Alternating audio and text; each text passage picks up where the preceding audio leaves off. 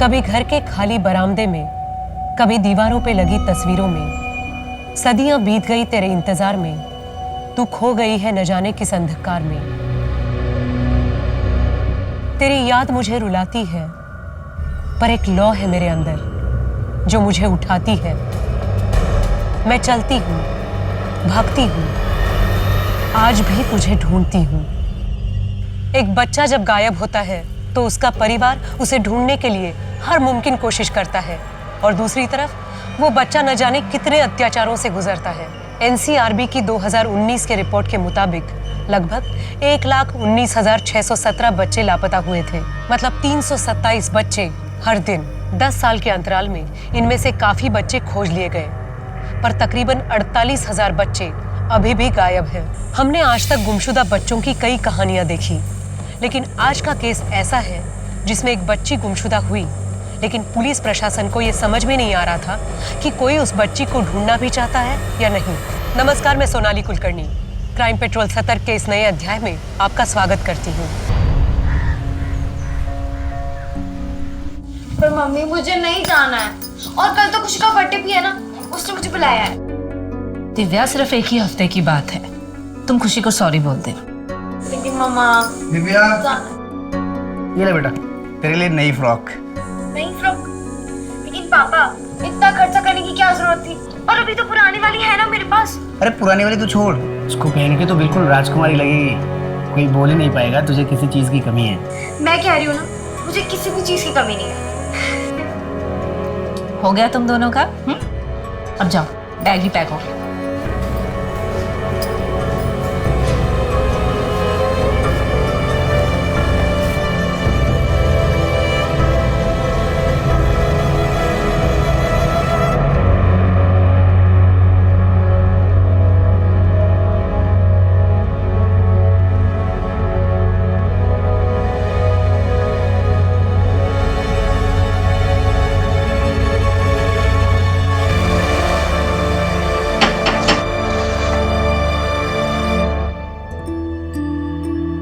आओ बेटा।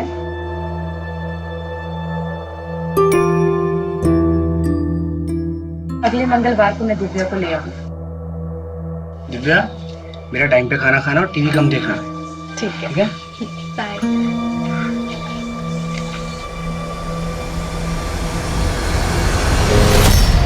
अम्मी, मैं एक दिन और रुक जाऊं प्लीज। बेटा, तुम्हारी मम्मी हम दोनों की पिटाई करेंगी। बोला था उन्होंने कि मंगलवार को दिव्या को वापस लाना है। मंगलवार मतलब मंगलवार। अच्छा बेटा, मेरी तबीयत ठीक होती तो मैं तुम्हें खुद छोड़ने जाती हूँ। कोई नहीं, मैं अकेली चली जाऊंगी। चलो भैया, स्टार्को जंक्शन, घर के ठीक बाहर छोड़िएगा। बाय।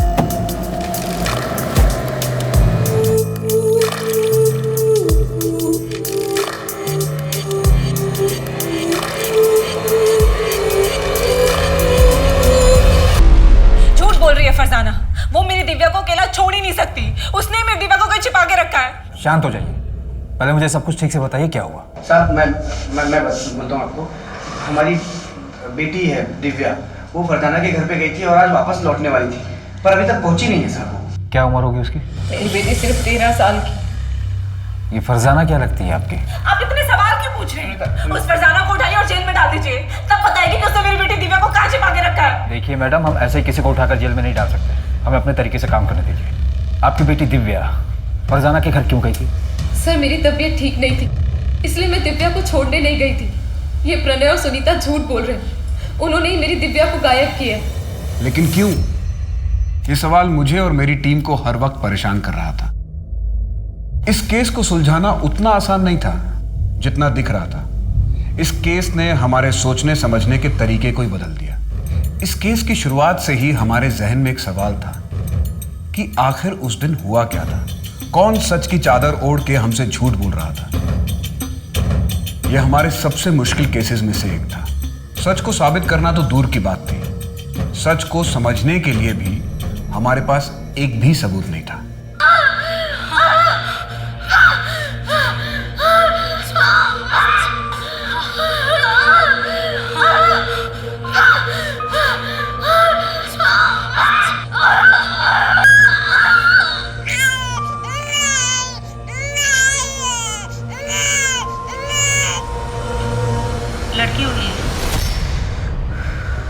नहीं देखना है मुझे, लेकर जाइए इसे।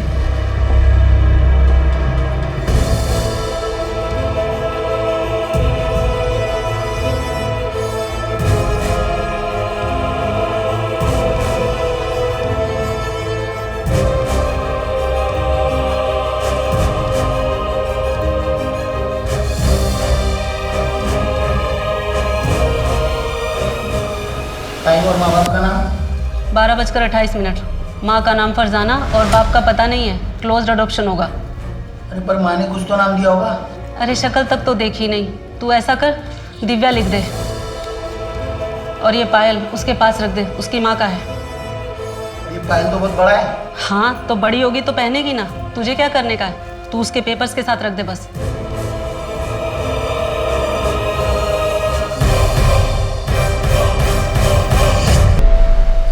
देखो बेटा, अच्छा बर्ताव करना। अगर उन लोगों को तुम पसंद आ गई तो तुम्हें एक अच्छा परिवार मिल जाएगा। पसंद आऊंगी तब ना। अरे क्यों नहीं पसंद आओगी? इतनी अच्छी तो हो तुम। अगर मैं अच्छी होती तो मेरे मम्मी पापा मुझे यहाँ क्यों भेजते? देखो दिव्या, ऐसी बात नहीं है, उनकी भी कोई मजबूरी होगी ना। हाँ, मजबूरी होगी।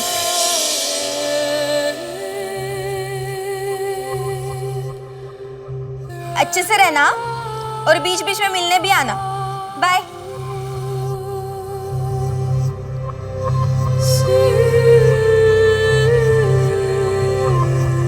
भैया कुछ खाने को दो ना। नहीं, पैसे नहीं चाहिए, भूख लगी है, खाने के लिए कुछ दो ना। आगे जाओ। दीदी कुछ दो ना खाने के लिए। पैसा नहीं लेगी, खाना खाएगी तू? मैं खिलाता ना तुझे खाना। चल।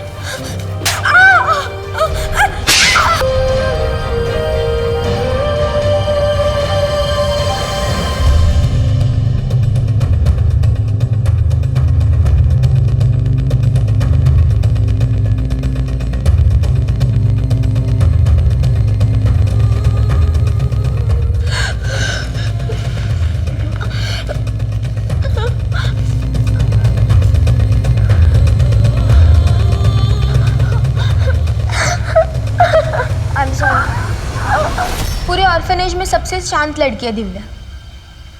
एक एनजीओ के साथ मिलकर हम ही ने रेस्क्यू करवाया था। कहाँ से? एक बेगिंग रैकेट था, फेक अडॉप्शन में ट्रैफिक हो गई थी। तो क्या हुआ? अच्छा बैग मुझे। बेटा देखो मैं तुम्हारे लिए क्या लाया हूँ। कलर पेपर, ये स्केच पेन और ये पेंसिल बॉक्स तुम्हारे लिए।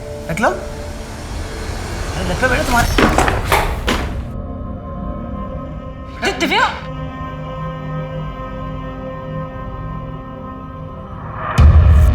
पण प्रणय अडॉप्ट करण्याची काय गरज आहे? अरे शुभम है ना, इसको तो अपना ही बेटा समझ। पण भाऊ, शुभम तो है ही, एक बच्चा और रहेगा घर में तो सुनीता का भी मन लगा रहेगा। कुछ भी कर, पर एक बात का ध्यान रख, मैं मेरे बेटे का हक किसी और को मारने नहीं दूंगा। हाँ ठीक है, अगर वो तेरा खून होता तो मेरे को कोई फर्क नहीं पड़ता, पर अपनी खानदानी प्रॉपर्टी में मैं किसी और को हिस्सा लेने नहीं दूंगा। ऐसे लोग क्रिमिनल बनते हैं, और ये तो पता नहीं किसका गंदा खून है। ओ भाऊ, सब बोलो नको। हाँ, मैं आपकी इज्जत करता हूँ इसलिए बताने आया था, परमिशन लेने नहीं आया था आपसे। चल सुनीता, लिख तो अभी। एक मिनट प्रणव, भाऊ क्रिमिनल गंदी परवरिश से बनता है और मैं अपने बच्चे की परवरिश आपकी तरह बिल्कुल नहीं करूंगी। चलो प्रणव। मन तो बेटे का था, पर कोई नहीं, बेटी सही। अच्छा हो हमने बेटी अडॉप्ट की, अब राजीव भाऊ को कोई दिक्कत नहीं होगी। अरे तुम उनकी बात पे इतना गौर मत किया, उनकी बात का कोई सर पैर नहीं होता। इसलिए बताओ, दीदी तुम्हारे साथ कुछ फ्री हुई? अभी तो नहीं, थोड़ा वक्त तो लगेगा ना उसमें। दीदी का अच्छे से स्कूल में एडमिशन करवा दो। ये उम्र के बच्चों के साथ मिलेगी तो जल्दी खुलेगी। अच्छा प्रणय, उसका एडमिशन इंग्लिश मीडियम स्कूल में करवा दे। जहाँ पे वो पाटिल भाई है ना, उनकी बेटी जाती है खुशी, वहां पर। हाँ ठीक है, करवाते हैं। काय सगळे सांग मला, काय सगळे? पिछले 8 महीने से कंपनी में एक भी डील नहीं हुई। फोकट की पगार ले रहा है तू। अब गाली मत दीजिए, मैं कोशिश तो कर रहा हूँ ना। कोशिश कर रहा है बरोबर, पर अपने लिए कोशिश कर रहा है तू। कंपनी के नाम पर जो डील आती है तू अपने नाम पे लेता है। तेरे नाम तो FIR करना चाहिए मुझे। हाँ वो मेरा अलग से काम है, मेरे अपने कॉन्ट्रैक्ट्स हैं। मैंने तेरे को इधर बैठाया, नौकरी पे रखा, तेरे को ट्रेनिंग दी, अभी मेरे को गणित सिखा रहा है तू। बहुत गप बस, अभी अपना सामान पैक करो, निकल इधर से।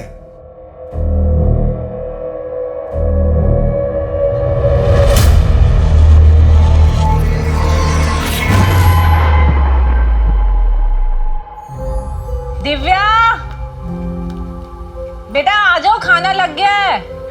हाँ 10 मिनट के लास्ट समय कंप्लीट कर लेती हूँ। दिव्या, ये लो, ये तुम्हारे लिए नया बैग है और इसमें बैग, थैंक यू। आपको पता है स्कूल में क्या हुआ? रश्मि ने ना मेरा बेटा इसको अंदर ले जाके रखो, आराम से बैठ के बात कर, है ना? ठीक है। जा।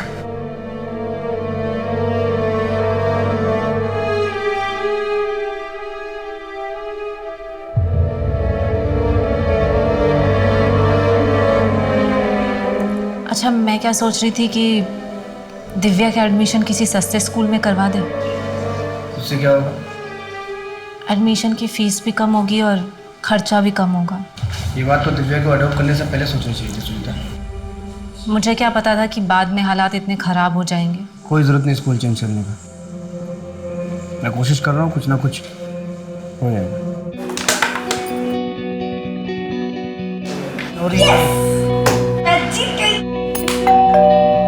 मैं देखते जी। आप सुनीता मात्रे हैं? हाँ जी, बोलिए। दिव्या है क्या? आप कौन? मैं दिव्या की अम्मी।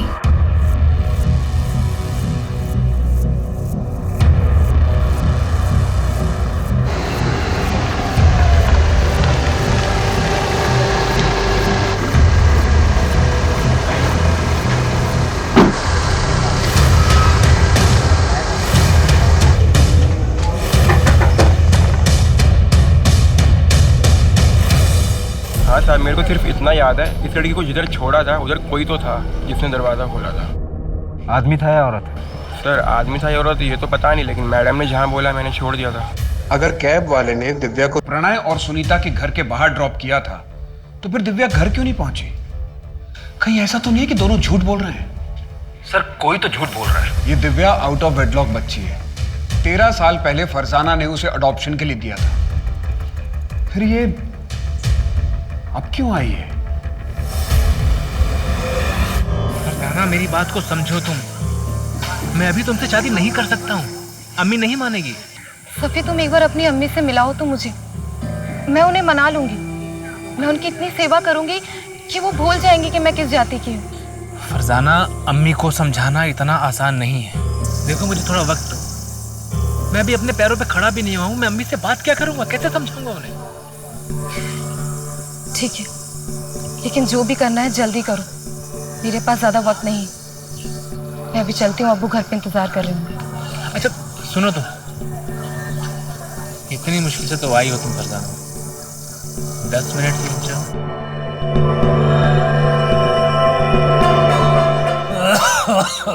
अब्बा, मैं आपके लिए दवाइयाँ ले आई हूँ। चलिए। मुर्तजा फिर से आया था। वो बिना दहेज निकाह करने को तैयार है। उसकी बस एक ही शर्त है कि निकाह के बाद नकाब पहनना होगा। अब्बा, वो होता कौन है शर्त रखने वाला? मुझे निकाह नहीं करना। अब दवाई पीजिए। बहुत डर लग रहा है, पुलिस आएगी तो बाल की खाल निकालेगी। कहीं घबराहट में मुंह से कुछ निकल गया तो क्या करूं? निकल जाऊं क्या? ठीक है।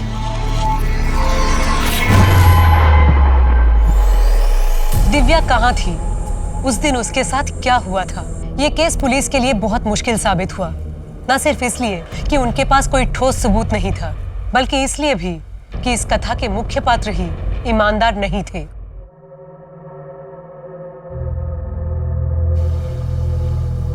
बुरा साया है तुझ पर और वो इतनी आसानी से तेरा पीछा नहीं छोड़ेगा। बुरा साया? तो पापा आप ही बताइए ना, क्या करना होगा मुझे? अरकान करना होगा।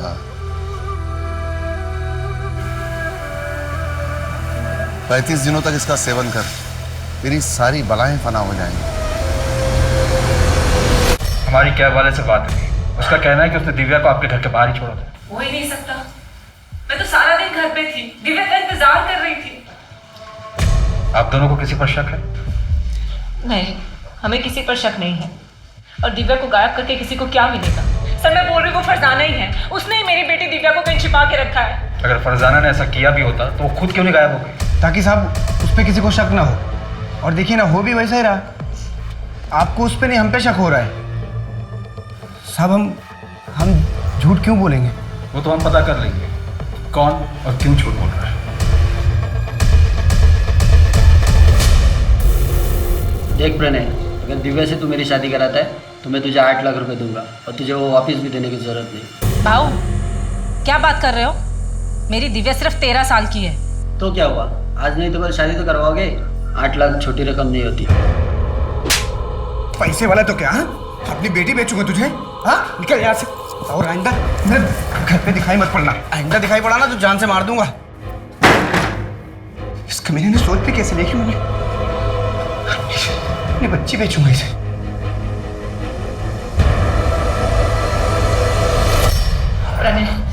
प्रणय मुझे मेरी दिव्या चाहिए।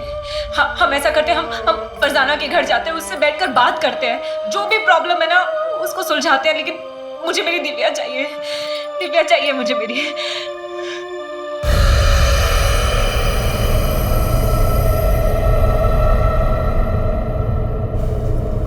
खाना लगा दिया है। हट, हाथ नहीं लगाना। नहीं खाना है तेरी नाजायज कमाई। पता नहीं क्या करके पैसे लाती है। कुछ भी करती हूँ, कम से कम अपना और तुम्हारा पेट तो पालती हूँ। और ये तुम्हारी दारू, ये तो वही पैसे से आती है। क्या बोला? ज़बान चलाती है। अरे जिसको देखो कुछ ना कुछ बक रहा है। अब भागने से।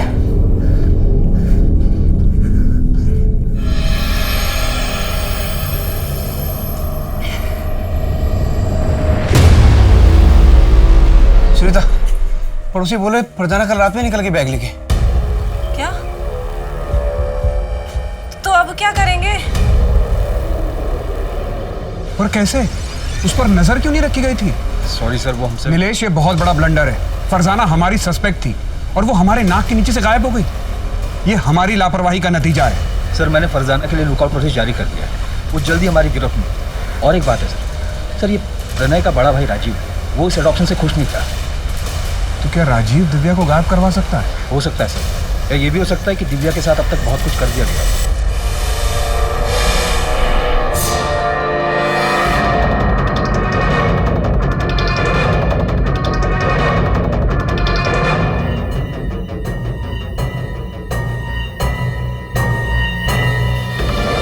जी मुझे अडॉप्शन से प्रॉब्लम था, लेकिन जब लड़की अडॉप्ट हुई तो फिर मुझे क्या प्रॉब्लम? सुनीता और प्रणय का जो कुछ भी है वो रखे वो। अब उनके पास पहले कुछ नहीं है तो वो जाने। मतलब? प्रणय का बिजनेस काफ़ी डाउन हुआ है और मुझे पूरा यकीन है सर, अब प्रणय भी पछता रहा होगा उस दिव्या को अडॉप्ट करके। और सर रही मेरी बात, मुझे उस दिव्या से क्या प्रॉब्लम होगा? मेरे बेटे को हमारी जायदाद में से उसका हक मिल जाएगा और मुझे क्या चाहिए? 19 नवंबर को तुम कहाँ थे? मैं मेरे घर पे ही था, मेरा बेटा भी था। आप चाहे तो हमारे पड़ोसियों से पूछ सकते हैं, किसी ने तो देखा ही होगा। क्या तुम्हें लगता है कि प्रणय कुछ कर सकता है? सर प्रणय मेरा छोटा भाई है, मुझे नहीं लगता कि वो दिव्या के साथ ऐसा कुछ भी करेगा। लेकिन हाँ, वो जो उसकी माँ है ना, वो ज़रूर कुछ कर सकती है। तुम्हें इस बात से कोई प्रॉब्लम नहीं थी कि दिव्या की माँ दूसरे धर्म की थी? नहीं सर, मुझे क्या लेना देना, अब ये तो सुनीता और प्रणय ही जाने।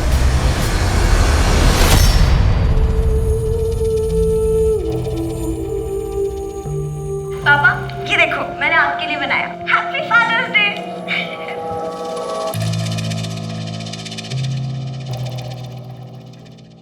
कैलाश भाऊ, पैसों की ज़रूरत थी, थोड़ा कैश मिल सकता है क्या?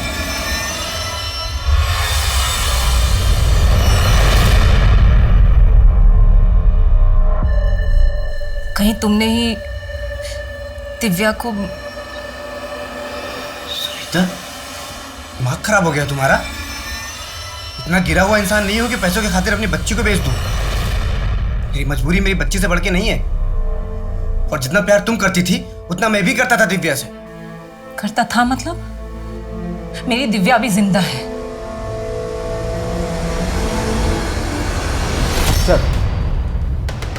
सर, प्रणय और सुनीता को दिव्या के लिए रिश्ता है। कैलाश वागले नाम का एक आदमी है, यहाँ गोवा में 3 रिजॉर्ट है उसके, और 8 लाख रुपए में बात भी तय हुई। पहले तो प्रणय ने उसे धक्का मार कर निकाल दिया, लेकिन अपने खबरी जग्गू ने पता किया ये प्रणय दोबारा कैलाश से मिला था, शायद डील कर ली। तो क्या ये चाइल्ड मैरिज का केस है? कहीं ऐसा तो नहीं कि प्रणय ने मौके का फायदा उठाया ताकि सबको ये लगे कि ये सब कुछ फरजाना ने किया है? और ये भी हो सकता है कि प्रणय और फरजाना दोनों मिले हों। ये फरजाना इंदौर से है ना? जी सर, उसका एड्रेस भी हमारे पास, मेरी लोकल पुलिस से बात भी हुई है। नहीं नीलेश, तुम खुद इंदौर जाओ और इस फरजाना की कुंडली निकालो। 1 महीना बीत गया है और हमारे पास दिव्या की कोई खबर नहीं।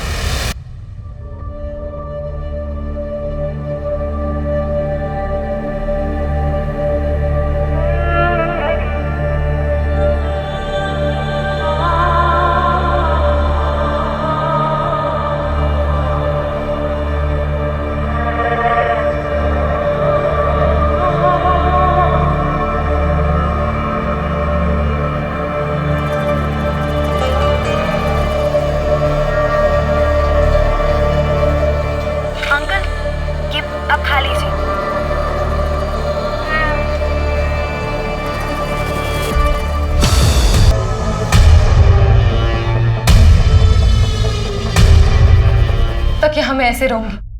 5 महीने हो चुके और तुम अब तक अपने घर वालों को मना नहीं पाए। फरजाना, मैं कोशिश कर रहा हूं ना। झूठ बोल रहे हो तुम सभी। सच सच बताओ, तुम मुझसे निकाह करोगे भी या नहीं? करूंगा फरजाना, पर सही वक्त आने पर। और वो सही वक्त कब आएगा? मैं 5 महीने की प्रेग्नेंट हूँ। तुम्हारे घर वालों को मेरे बारे में भनक भी है, और अब तो मैं अबॉर्शन भी नहीं करवा सकती।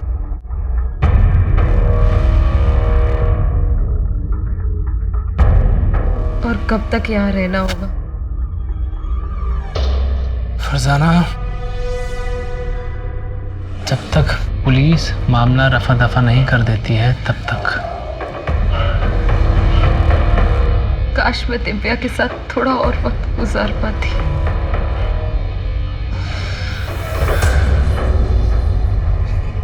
सर, फरजाना ने यहाँ गोवा के मृणाल नर्सिंग होम में दिव्या को जन्म दिया और लेकिन दिव्या का कहीं पता नहीं चला। 1 साल बाद पुलिस भी दूसरे केसेस में उलझ गई और दिव्या मिसिंग केस फाइलों के नीचे दब गया। तुम अभी तक तैयार नहीं हुए? ये भवानी, नाश्ता करो। तुम्हारा रोज का नाटक है, ट्यूशन के लिए भी लेट हो जाते हो। मुझे कोई बात नहीं, मैं ड्रॉप कर दूंगा। हाँ, तुम्हारे इसी लाड प्यार ने ना इसको बिगाड़ के रख दिया। दूध भी पियो। मेरा राजकुमार है ये। तू खा बेटा, आराम से खा। डैडी तुझे ड्रॉप करेंगे आज। दूध भी पियो। आज की सबसे बड़ी खबर, सुप्रीम कोर्ट का फैसला। अब बेटियां भी होंगी अपने पिता की संपत्ति में बराबर की हकदार। इंडिया की हिस्ट्री में एक लैंडमार्क जजमेंट। अब बेटियां भी होंगी अपने पिता की संपत्ति में बराबर की हकदार।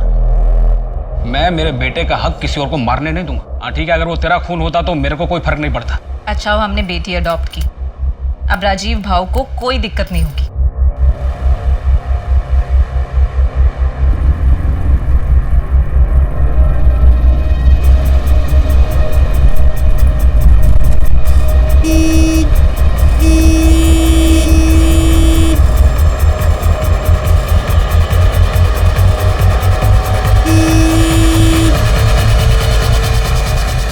भाई क्या कर रहे हो? बीच पे खड़े हो, साइड में लो ना। भाऊ, गाड़ी बंद पड़ गई है भाऊ। अरे गाड़ी खराब हो गई है तो साइड में लो ना, बीच में कहाँ खड़े हो? भाऊ मेरी बात सुनो ना, भाऊ बात सुनो ना।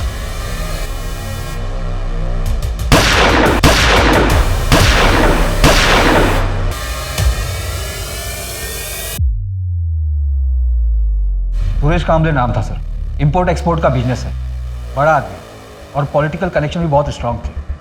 तभी ऊपर से प्रेशर आ रहा है। गाड़ी में नेम प्लेट भी नहीं है।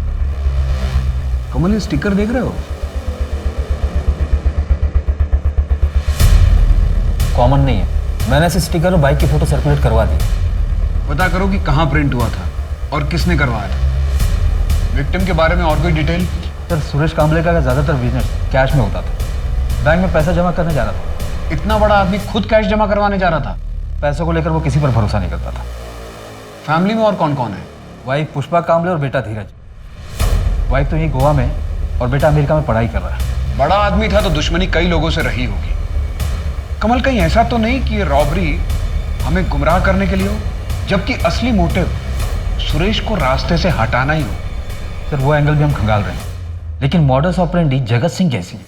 जगत कौन, मुंबई वाला?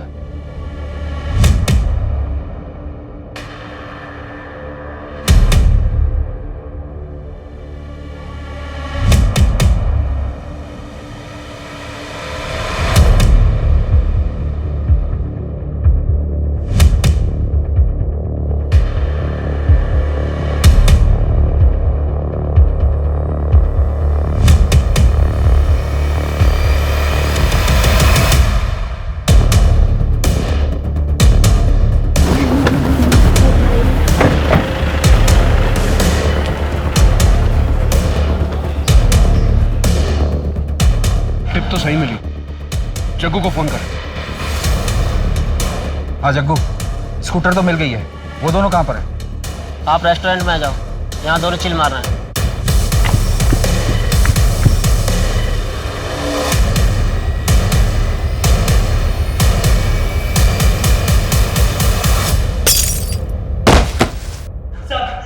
खड़ा हो। अपना मुंह खोल और बता किसके कहने पे मारा सुरेश कांबले को? बोल। नहीं जानता मैं किसी सुरेश कांबले को। नहीं जानता? अच्छा, अब तुम दोनों को कोई नहीं जानेगा। कमल, इन दोनों की ऐसी हालत करो कि इन दोनों को कोई पहचान न सके। मैं बताता है साहब, मैं बोले मुझे मत मारो साहब, मैं बोलता है साहब। गोवा के बंदे नहीं दी थी सुपारी। कौन? कहाँ मिलेगा? वहीं पे जहाँ से हमें उठाया था सर।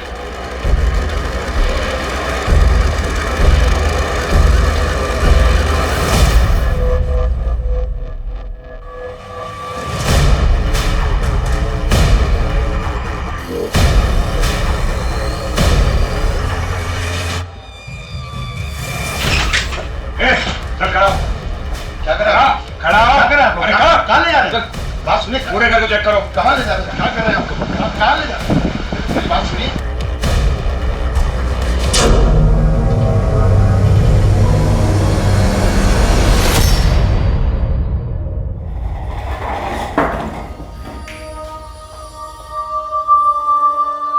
क्यों सुपारी दी थी सुरेश कांबले की?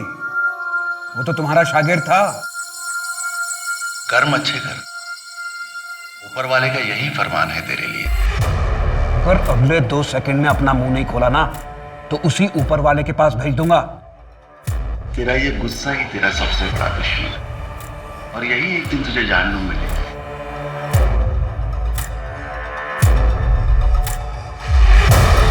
उच्च रक्तचाप की समस्या है तुझे। मैं इंसान को देखकर ही उसकी बीमारी का पता लगा लेता हूँ। हमारे जबड़े में दर्द है। मैं भी इंसान को देख के उसकी समस्या बता देता हूँ। बता, इतना कैश कहाँ से आया तेरे पास? बहुत सारे शागिर्द हैं मेरे, खुशी से भेंट चढ़ाते रहते। सर, ये चमत्कारी बाबा तो बहुत पहुंची हुई चीज है। रहता तो एक छोटी सी झोपड़ी में, पर यहाँ गोवा से लेकर इंदौर तक बड़ी बड़ी बिल्डिंगों में इन्वेस्टमेंट है इसका, और सब कैश में। एक काम करो, एक लिस्ट निकालो कि इस बाबा ने कहाँ कहाँ इन्वेस्ट किया है। सर, मैंने ऑलरेडी निकाला। ये देखिए सर, ज्यादातर हॉस्पिटल्स और नर्सिंग होम में इन्वेस्टमेंट किया है। कहीं ऐसा तो नहीं कि इस बाबा और सुरेश कांबले के बीच में पार्टनरशिप हो? क्योंकि इसके अलावा तो और कोई मोटिव नजर नहीं आ रहा। सर, ऐसा तो अब तक कुछ सामने नहीं आया। और बाबा को जिस अड्डे से अरेस्ट किया गया था, वहाँ पे जो पैसे मिले थे वो सीरियल नंबर से, मतलब साफ है ये सारे पैसे किसी एक ही आदमी ने दिए। कहीं ऐसा तो नहीं कि बाबा को किसी और ने सुपारी दी और बाबा ने आगे सुपारी दे दी?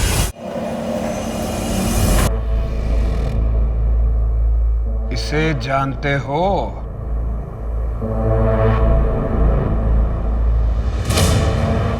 नहीं, इसे मृणाल नर्सिंग होम से अडॉप्ट किया गया था और इसने इस बच्ची को जन्म दिया था। इसका नाम दिव्या है, 6 साल से गायब है। क्या जानते हो इनके बारे में? शांति शांति शांति। खड़ा कर इसको, अब भी ठोकूंगा, अभी ठोक देता हूं। मुंह खोलेगा कि ठोक दूं तुझे? 2/13 गणेश के पंजी।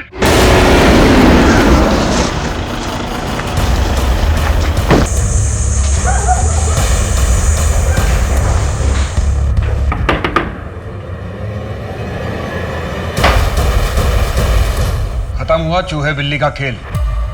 बहुत साल घुमाया तुमने। फरजाना, मेरे पास एक प्लान है, सुनो, बैठो, ध्यान से सुन लो।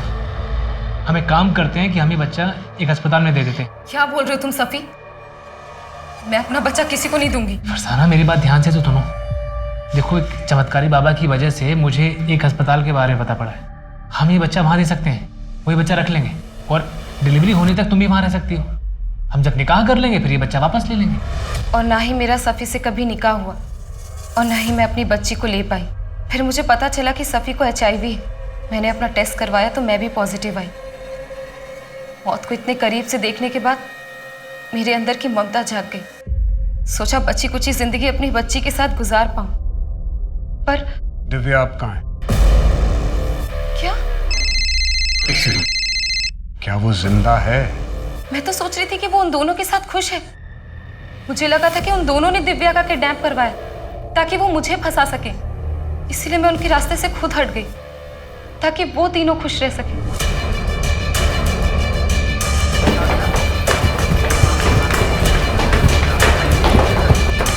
पूरे नर्सिंग होम को सर्च करो। अगर और फोर्स की जरूरत है तो और फोर्स मंगा लो। मुझे इस नर्सिंग होम का पूरा कच्चा चिट्ठा चाहिए। यहाँ कौन काम करता था, करता है, यहाँ पर किस किस की ईंट लगी है, सब। जी सर, लेकिन सर हम किस बेस पर इन्वेस्टिगेशन कर रहे हैं? इस नर्सिंग होम में कुछ तो है नीलेश। ये सिर्फ एक कोइंसिडेंस नहीं हो सकता। सर, ये देखिए सारी फाइल में क्या क्या है।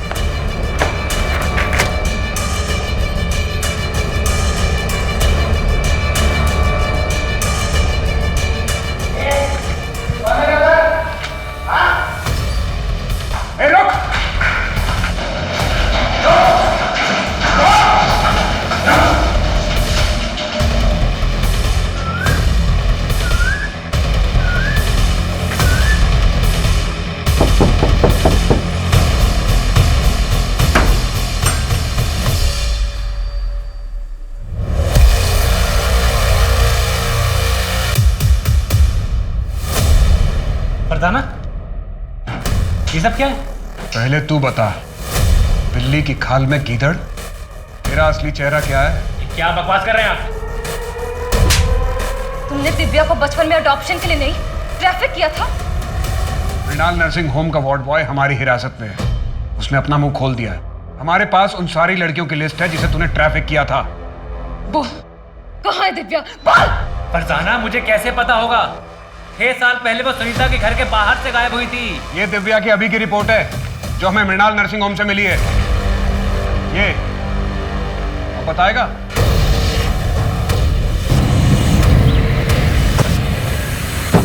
कौन हो आप? क्या हो रहा है ये? कौन हो आप?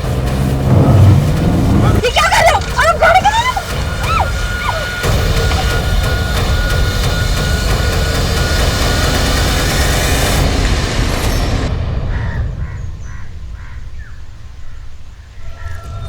मैडम, एकदम कौला माल है। लॉटरी लग जाएगी आप लोगों की। महीने का 10,000। आप एक बार लड़के को देख तो लीजिए पहले। रोज देखते हैं। 10,000 रुपए के ऊपर 1 रुपया नहीं मिलेगा। ठीक है, लेकिन अगर बच्चा हुआ तो उसके पैसे मैं अलग लूंगा। ठीक है, मैं पैसे लेकर आती।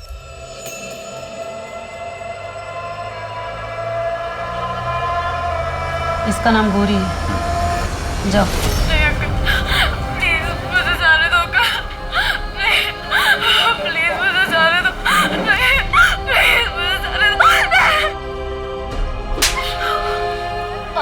बच्चा नहीं पैदा कर पाए, कब तक मुफ्त का खाएगी? ए, कुछ करो ना इसका। कभी नहीं चाहिए थी। वो अनचाही बच्ची थी। मैं बस फरजाना के साथ रहना चाहता था, लेकिन फरजाना को दिव्या चाहिए थी। इसलिए मैंने एक ऐसा रास्ता निकाला जिससे मेरे पास पैसे भी आ गए और दिव्या से छुटकारा भी मिल गया। तो जैसा खुदगर्ज इंसान मैंने आज तक नहीं देखा, जिसने अपने फायदे के लिए अपनी बेटी को एक नहीं दो बार दलदल में धकेला। उसे एक अच्छा घर मिल गया था ना, लेकिन तूने उससे वो भी छीन लिया। तो जैसे लोगों को तो बाप कहलाने का हक ही नहीं है।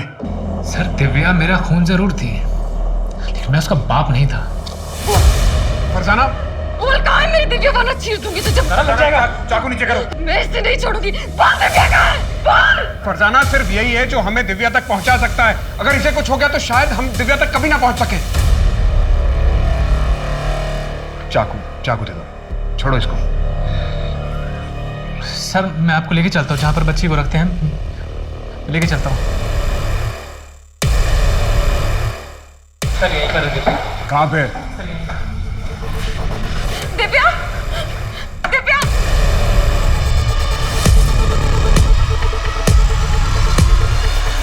दिव्या मेरी बच्ची। बोल मेरी दिव्या कहाँ है? बोल, मैं तेरे को जान से मार दूंगी वरना। बोल मेरी दिव्या कहाँ है? यही थी दिव्या, यही रखा था मैंने। सर, मैं सच कह रहा हूँ। दिव्या!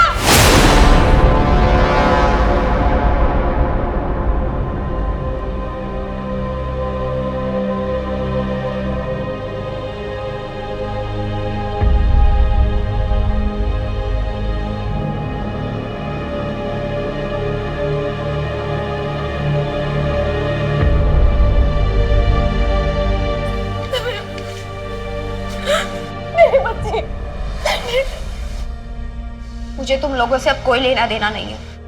लेकिन बेटा, मैंने कुछ नहीं किया है। मैं कुछ भी नहीं जानती थी। पैदा होते ही मुझे फेंक दिया, और जब मेरी जिंदगी में एक उम्मीद की किरण आई तो तुम अंधेरा बनकर आ गई। अगर तुम मेरी जिंदगी में ना आती तो मेरे साथ ये सब कुछ नहीं होता। बेटा, मैं इसमें शामिल नहीं थी।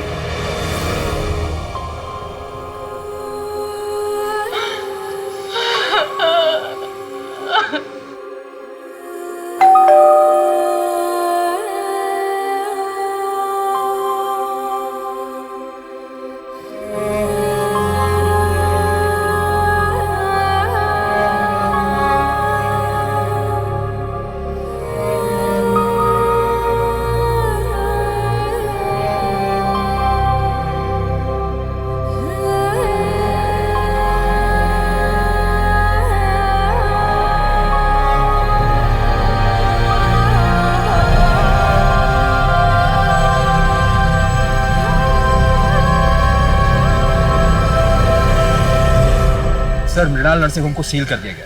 पिछले 25 साल से गोरख धंधा वहाँ चल रहा था। कुछ औरतें अपनी मर्जी से आती थी, फरजाना जैसे। उन्हें स्मूथ कॉलम में रखा जाता था, और कुछ खरीदी जाती थी दिव्या के जैसे। उन्हें डिफिकल्ट कॉलम में रखा जाता है, फिर उन्हें प्रेग्नेंट करके उनके बच्चों को बेच दिया जाता है। बाबा ने अपना मुंह खोला कि सुरेश कामले की सुपारी किसने दी थी। आपने जब से उसका सत्य से परिचय करवाया और ऊपर जाने का मार्ग खोला, तब से वो तोते की तरह बोल रहा है। उसने बताया कि सुरेश की सुपारी उसके बेटे धीरज ने दी थी अमेरिका से। सर, मैंने अमेरिकन एम्बेसी में बात की और प्रत्यार्पण के लिए भी रिक्वेस्ट डाली। नीलेश, इस दुनिया में कैसे कैसे लोग हैं। एक बेटी बिना माँ बाप के इस दुनिया में कितना कुछ झेलती है, और एक बेटा जिसे उसके बाप ने दुनिया के सारे सुख चैन दिए, वो अपने बाप की हत्या करवा देता है। सर, आप दिव्या को कभी भूले ही नहीं थे ना? कभी नहीं। कुछ केसेस एक दरार छोड़ जाते हैं, ये भी उनमें से ही एक था। वैसे दिव्या की काउंसलिंग शुरू हो गई है। होपफुली उसे वैसी जिंदगी मिलेगी जैसी वो डिजर्व करती है।